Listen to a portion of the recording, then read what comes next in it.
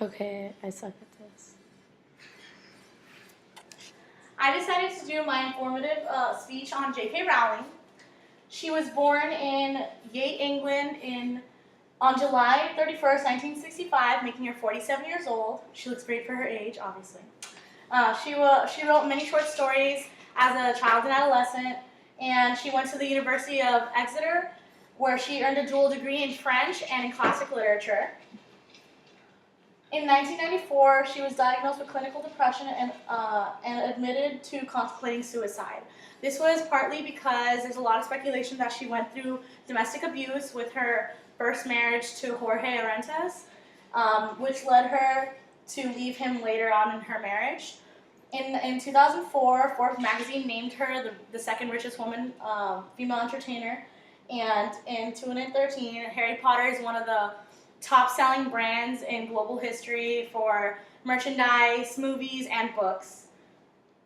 The idea for her best-selling series, Harry Potter, actually came to her while she was on a 4-hour delayed train from Manchester to London, and shortly after beginning to write Harry Potter, her mother passed away. This is one of the things that led to her inspiration to make Harry an orphan, and she was really able to pour all her emotion into the book because she knew herself what it was to lose a parent, which led to a lot of the character development for that series with the protagonist, Harry Potter.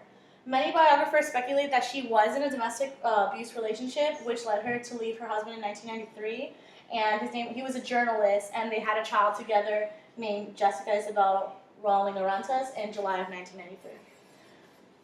She remarried in 2001 to Neil Michael Murray, with whom she had 2 children.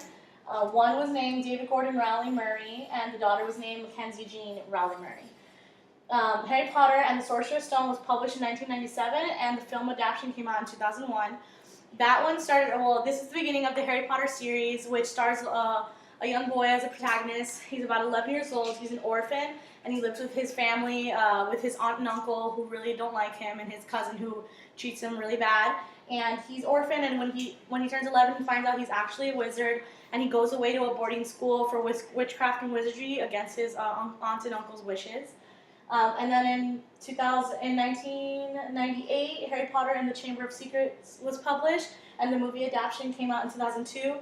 This follows Harry into his second year at Hogwarts, which is the School of Witchcraft and Wizardry, and he discovers the Chamber of Secrets, which is a secret chamber that an older ancestor wizard of the school came up with, and there was a beast in it, and it follows his adventure and what happens in there and the struggle he goes to kill the beast. And then in 1999 came out the 3rd book, which is Harry Potter and the Prisoner of Azkaban. The movie came out in 2004. This is my personal favorite movie, and it's about Harry Potter going into his 3rd year with his friends, and he discovers that a killer who escaped from the wizard prison called Azkaban is actually his godfather. And it's his struggle to go find him to kill him, because he finds out his godfather was part of the plot that his parents died with. And then at the end of the movie, he finds out that it's not true, and he wants to live with his godfather, but he has to flee because he is a fugitive of the wizard law. And then in 2000 came out the 4th book of Harry Potter series, which is called The Goblet of Fire, and the movie came out in 2005. This follows Harry into his 4th year, and he competes in a wizard tournament, which he wasn't allowed to be in because he was too young.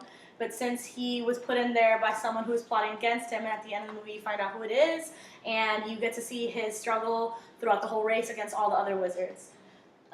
In 2003 came out the 5th book, which was The Order of the Phoenix, and the film adaptation came out in 2007. This is my favorite book, and it's really long. It's one of the longest books out of the series. It's also one of the top-selling ones out of the 7-part series of the books, and it follows him working with an allegiance of wizards who are fighting against dark wizards called the Order of the Phoenix, and his godfather and many, many other characters, prominent characters in the series, are involved in this as well. And it follows their struggle, and there's a lot of tragic deaths in this book, which is one of the reasons why it's the top-selling books. And in 2005 came out Harry Potter and the Half-Blood Prince, which is the 6th installation in the series, and the movie came out in 2009. This one follows Harry as he finds a book full of potions, and it's written by a half-blood prince, and you find out that is actually the book of one of the older, more prominent characters, and it's a big twist in the series. and you find out a lot about the backstory of the Professor Snape, who happens to be the Half-Blood Prince. And then finally, in 2005, came out the final.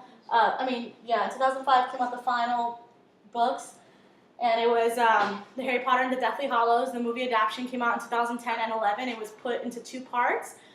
And this follows the end of the series, where you get the epic battle between Harry and the main villain of the whole series throughout the books and the movies.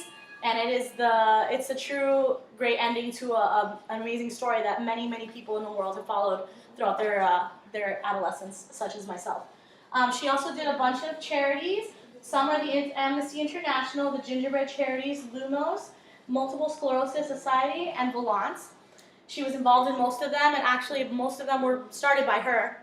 And she also had a bunch of awards that she was awarded. In 1999, she won the Author of the Year from the British Books Awards. She won the Booksellers Association Author of the Year, 1998 and 1999, W.H. Smith's Children's Book of the Year for 2000, W.H. Smith's Fiction Award in 2004, the OBE in 2000, Prince of Astoria's Award in 2003, and the British Books Award Lifetime Achievement Award in 2008. J.K. Rowling is honestly one of my idols, and I'm really glad to have been able to do my project on her. I hope you enjoyed it.